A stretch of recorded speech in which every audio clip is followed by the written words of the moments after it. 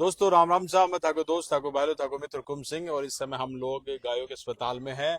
और आज सीकर, चुरू, झुंझुनू, नागौर, डीडवाना के 5 जिलों के दौरे पर रूमा देवी जी है। रूमा देवी फाउंडेशन महिलाओं के लिए एक ऐसी इंस्पायर्ड, ऐसी शक्ति जिनको सब लोग देखते हैं, पॉजिटिव थॉट्स आती है, क्योंकि लगातार महिलाओं के आत्मनिर्भर बनाने के लिए लगातार काम कर रहे हैं, उनको स्वावलंबी बनाने के लिए काम कर रहे हैं।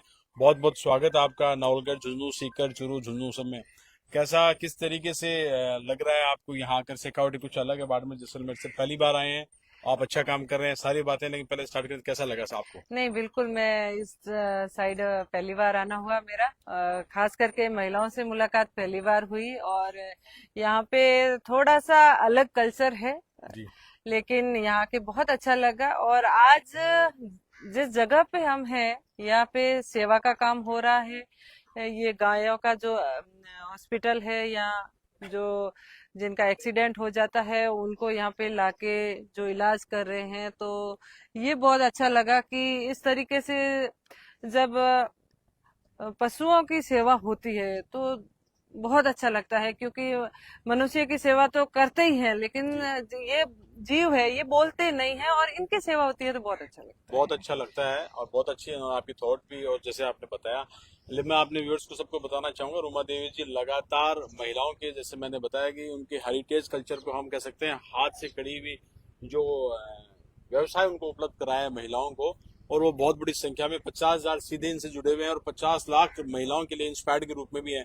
तो किस तरीके से सफर स्टार्ट हुआ, क्योंकि हम लोग आपको वर्षों से देखते रहे हैं, आप जैसे आपका धीरे धीरे आपकी सफर आपका प्रारंभ हुआ मात्र बाड़मेर जैसलमेर से, लेकिन आज यूएन में भी पिछले दिनों आप गए थे, है ना? आपका एक कॉन्फ्रेंस भी हुई थी, कैसा सफर रहा? जी, बिल्कुल। मैंने वैसे तो मेरे खुद के रोजगार के लिए शुरुआत की थी 2008 में, जी। छोटे छोटे बैग बनाने से। जी। लेकिन फिर मुझे लगा कि रोजगार की जरूरत सिर्फ मुझे अकेली को नहीं है, मुझे और भी बहनें हैं जो दूर दराज रेत के टिब्बों के बीच में ढाणियों में बैठी है। उन बहनों के लिए मुझे कुछ करना चाहिए। तो फिर एग्जीबिशन करने का सोचा। और एक फर्स्ट एग्जीबिशन जो था मेरा दिल्ली में था, रफी मारक कॉन्स्टिट्यूशन क्लब में 2010 में। जी। वो एग्जीबिशन करने के बाद में मुझे लगा कि अब मुझे पीछे मुड़ के नहीं देखना है, मुझे अगले एग्जीबिशन की अच्छी तैयारी करनी है। और उस एग्जीबिशन में हमारी फिर अच्छी तैयारी थी और अच्छी सेल हुई। उसके बाद में हमें लगा कि अब हमें नवाचार करना चाहिए, क्योंकि समय के अनुसार जब हम मार्केट में रहते हैं तो समय के अनुसार हमें नवाचार करना चाहिए। और उसमें हमने नवाचार किया तो लगा कि अब हम जो इंडिया में काम कर रहे हैं वो क्यों ना इंटरनेशनल लेवल पे करें। बहुत बढ़िया। तो फिर इंटरनेशनल लेवल पे जो मेरा एग्जीबिशन था वो जर्मनी में था।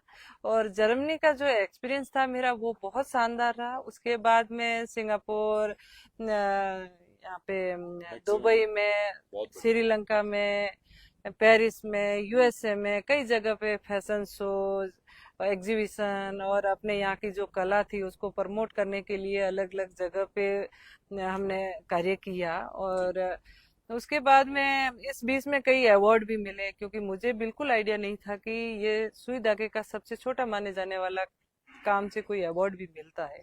सबसे पहले जब कलेक्टर साहब के हाथों से सम्मानित हुई तो मुझे लगा कि ये सिर्फ सम्मान नहीं है, ये एक जिम्मेदारी है।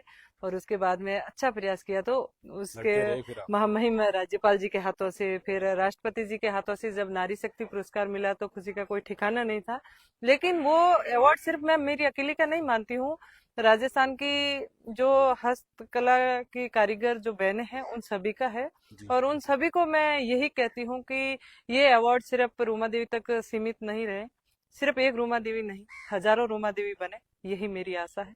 और सभी को मैं संदेश देती हूँ कि महिला का सम्मान करें, सपोर्ट करें, अपने हक के लिए खुद लड़े। हम सब में कोई ना कोई हुनर जरूर है, तो क्यों न हुनर के जरिए आगे बढ़े, स्वावलंबी बने। अगर खुद पे विश्वास है तो खड़े रहें, अड़े रहें। बहुत बढ़िया, मतलब आप देखिए, सुनते रहे, बहुत अच्छा आपका सफर रहा है। और जो भी बहनें सुन रही है ना, सब लोग, सब महिलाएं इंस्पायर्ड भी हो रही हैं। अभी एक अंतिम सवाल कि जैसे वहाँ का कल्चर और वहाँ की महिलाएं और यहाँ सिखावटी, क्योंकि सिखावटी उस दौर में एजुकेशन से सबसे पहले हुआ, हम्म। तो कैसा थोड़ा डिफरेंस है? मतलब उन्होंने जल्दी एब्जॉर्व करने के लिए आपके साथ में जुड़ रहे हैं, आपका पहला ये दौरा रहा होगा इस साइड में? देखिए अभी तो जिस तरीके से बहनें काम कर रही है शेखावटी की और बाड़मेर की साइड की, तो काम तो सिमिलर है वैसे, जी जी क्योंकि यहाँ पे भी जो बंदेज का काम होता है और उसके ऊपर जो कढ़ाई का काम होता है, तो उधर एप्लिक कटोर का होता है, एम्ब्रॉयडरी का होता है। लेकिन खींचिया पापड़ अचार इस साइड भी बन रहा है, उस साइड भी बन रहा है।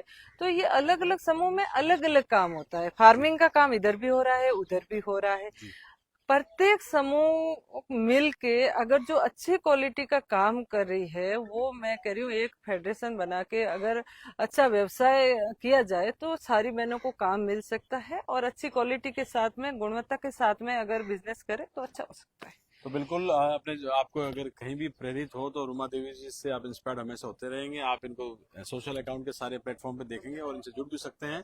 और मैं ये पूरा विश्वास है कि सभी को बहुत अच्छी अप्रोच के साथ में आत्मनिर्भर ये बनाने के लिए एक बहुत अच्छा एग्जाम्पल है। आप बहुत बहुत इस क्षेत्र में पधारे और नारी के लिए काम कर रहे हैं, महिलाओं के लिए काम कर रहे हैं। आपका बहुत तहे दिल से बहुत बहुत धन्यवाद। Thank you. Thank you.